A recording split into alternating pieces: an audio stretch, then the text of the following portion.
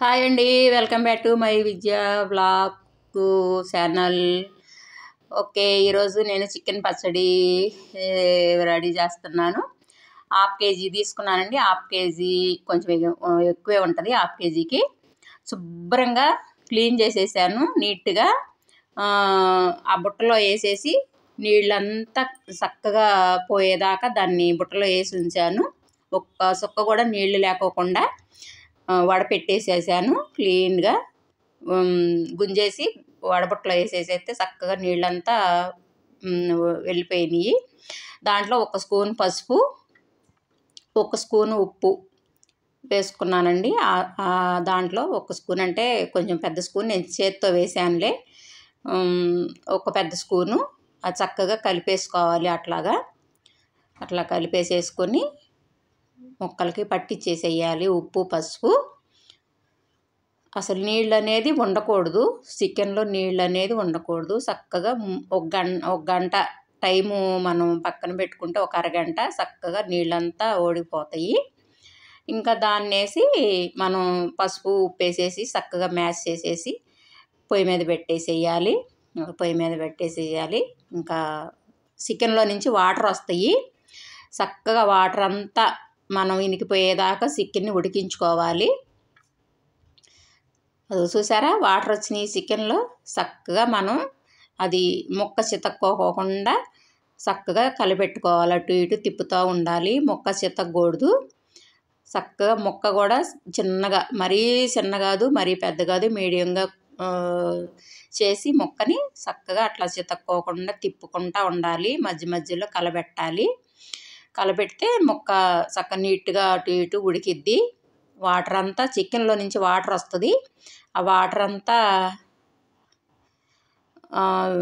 అంతా వినికిపోయేదాకా దాన్ని మనం ఉడికించుకోవాలి. చక్కగా చూసారా, వాటర్ అంతా అయిపోయింది, వాటర్ అంతా వినికిపోయింది. ఇంకా చికెన్లో వాటర్ లేదు, చక్కగా ఉడికేసింది. ఇంకా నేనైతే అది చికెన్ని ఆఫ్ చేసేస్తాను. ఎందుకు అంటే అది ఇంకా అయిపోయింది, వాటర్ అంతా అయిపోయింది, దానిలో చక్కగా ఉడికిపోయింది ముక్క. చూసారా, అసలు వాటర్ ఏం లేదు. అది చూసారా, నేనైతే ఇంకా ఆఫ్ చేసేస్తున్నాను గ్యాస్ స్టవ్. చూసారా, అసలు ఏం లేదు, చక్కగా ఉడికింది.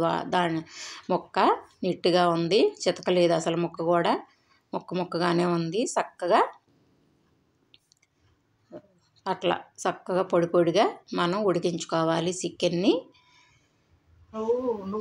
ఇంకా మసాలాలు ప్రిపేర్ చేసుకుందాము. దాంట్లో కావాల్సిన మసాలాలు చెక్క, లవంగాయి, యాలక్కాయలు ఆ 3 వేసానండి. కొంచెం నేను చికెన్కి సరిపడా వేసాను. నేను 1/2 కేజీ తీసుకున్నాను కదా, 1/2 కేజీ సరిపడా వేసాను. కొంచెం మిరియాలు ఒక 4-5 మిరియాల గింజలు వేసాను. 2 యాలకులు, 2 చెక్క, 2 స్పూన్ల ధనియాలు. 2 స్పూన్ల ధనియాలు సరిపోతాయండి. చక్కగా మనం సిమ్లో పెట్టుకొని వాటిని ఫ్రై చేసుకోవాలి. లైట్గా సిమ్లో పెట్టుకొని చక్కగా వాటిని ఫ్రై చేసుకుంటే ఒక 1/2 స్పూన్ మెంతులు వేసాను. చక్కగా మెంతులు, 2 స్పూన్ల ఆవాలు, 2 స్పూన్లు కూడా వేయలేదు, 1.5 స్పూన్ వేసాను. చక్కగా వాటిని ఫ్రై చేసుకోవాలి. మనము లైట్గా సిమ్లో పెట్టుకొని ఫ్రై చేసుకుంటే చక్కగా వేగుతాయి. మనం హైలో మట్టుకు పెట్టకూడదు. ఒక స్పూను జీలకర్ర వేసాను. అవన్నీ చక్కగా వేపుకోవాలి. మనం లైట్గా ఫ్రై చేసుకుని మెత్తగా పౌడర్ చేసుకోవాలి మిక్సీకి. మనం అప్పుడప్పుడు మసాలాలు రెడీ చేసుకుంటే బాగుంటాయండి. ఇంట్లో మనం నిలవ పెట్టుకుంటాం కదా, అవి వేయకోకుండా మనం అప్పటికప్పుడు మసాలాలు రెడీ చేసుకుంటే చాలా టేస్ట్గా ఉంటుంది. మనం ఇంట్లో చికెన్ ఏ నాన్ వెజ్కైనా అట్లా చేసుకుంటే బాగుంటుంది. అల్లం వెల్లుల్లి పేస్ట్కి రెడీ చేశాను. అది ఆయిల్ వేసాను బాండ్లీలో. ఈలోపు మనకి ఆయిల్ కాగుతూ ఉంటుంది, చికెన్ ముక్కలు వేస్తే వేగుతూ ఉంటాయి అనేసి చికెన్ ముక్కలు వేస్తున్నాను ఆయిల్లో. అవి సిమ్లో వేగుతూ ఉంటాయి. ఈలోపు మనం అల్లం వెల్లుల్లి పేస్టు మిక్సీ పట్టుకుందాం అనేసి నేనైతే ముక్కలు వేస్తున్నాను సిమ్లో పెట్టేసి. తిప్పుతూ ఉంటే అవి వేగుతూ ఉంటాయి. ఈలోపు అల్లం వెల్లుల్లి పేస్ట్ పట్టుకుందాం అనేసి వేసాను. ఇంకా ముక్కలు వేసేసాను. సిమ్లో పెట్టేసే ఉంచానండి నేను. స్టవ్ అయితే పూర్తిగా సిమ్లోనే ఉంది. సిమ్లోనే ఆయిల్ కాగింది. నేను సిమ్లోనే ముక్కలు కూడా ఫ్రై చేస్తున్నాను. మీడియంలో కూడా పెట్టలేదు, ఓన్లీ సిమ్లోనే పెట్టేశాను.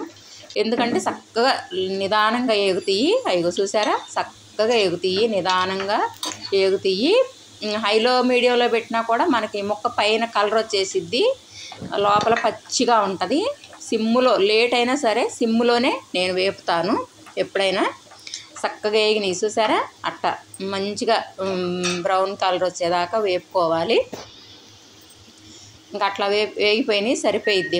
అట్లాగూ 2 స్పూన్లు అల్లం వెల్లుల్లి పేస్ట్ వేసాను. అల్లం వెల్లుల్లి పేస్ట్లో నీళ్ళు ఏమి వేయలేదండి, ఓన్లీ అల్లం వెల్లుల్లి ఆ రెండుతోనే నేను మిక్సీ గ్రైండర్ చేశాను.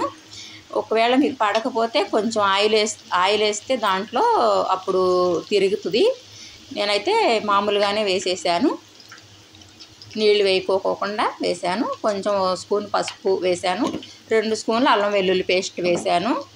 చక్కగా అది కూడా ఫ్రై అవ్వాలి. అల్లం వెల్లుల్లి పేస్ట్ కూడా ఆ చికెన్ ముక్కలతో పాటు ఫ్రై అవ్వాలి. బాగా పచ్చివాసన పోయేదాకా, బ్రౌన్ కలర్ వచ్చేదాకా ఫ్రై అవ్వాలి. నేను ఆయిల్ కూడా పప్పు నూనె, పచ్చట్లో వాడే నూనె వేసానండి.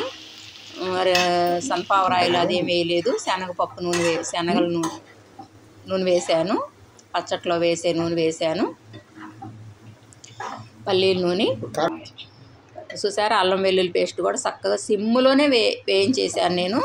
చూసారా, సిమ్లోనే వేగిపోయింది మొత్తం. అట్లా వేగాలి. మనకి ఎక్కువ నిల్వ ఉండాలంటే అట్లా వేపుకోవాలండి. మనం ఏదో ఒక 2 రోజుల్లో 3 రోజుల్లో అయిపోతుంది అనుకుంటే కనుక కొంచెం లైట్గా వేపుకోవచ్చు. ఎక్కువ రోజులు అయితే అట్లా వేపుకోవాలి. నేనైతే ఒక 4-5 స్పూన్లు వేసానండి ఆయిల్. పచ్చట్లోకి ఉప్పు ఒక 4-5 స్పూన్లు వేసాను. కారం కూడా అంతే, ఒక 4-5 స్పూన్లు. నేను మీకు స్పూన్లో చూపించలేదు, మామూలుగా నేను వేసాను. మసాలా కూడా ఇందాక పట్టుకున్న మసాలా 3 స్పూన్లు వేసాను. కొంచెం ఎక్కువ అవుతుందేమో అనేసి పక్కన పెట్టేశాను. సరిపోద్ది, ఇదంతా నేను వేసినవి సరిపోతాయి. ఉప్పు కొంచెం తక్కువే వేసుకోవచ్చులే కానండి, మళ్ళీ కావాలి అంటే కలుపుకోవచ్చు ఉప్పు సాలకపోతే. కారం మసాలా కరెక్ట్గా వేసుకుంటే, ఉప్పు చూసుకుని మళ్ళీ సారలేదు అనుకుంటే కొంచెం వేసుకొని మనం కలుపుకోవచ్చు, ఇబ్బంది ఏమి ఉండదు.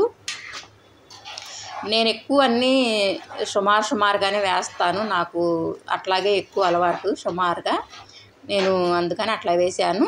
మనం చికెన్ బట్టి వేసుకోవచ్చు, దానికి ఏమి ఉండదు. నేను 4 నిమ్మకాయలు జ్యూస్ తీస్తున్నాను, అవన్నీ కలిపేసేసాను. 4 నిమ్మకాయలు పడుతుంది దాంట్లోకి, ఆ చికెన్లోకి 4 నిమ్మకాయలు జ్యూస్ పట్టిద్ది. 4 నిమ్మకాయలు అయితే కోసి జ్యూస్ తీస్తున్నాను.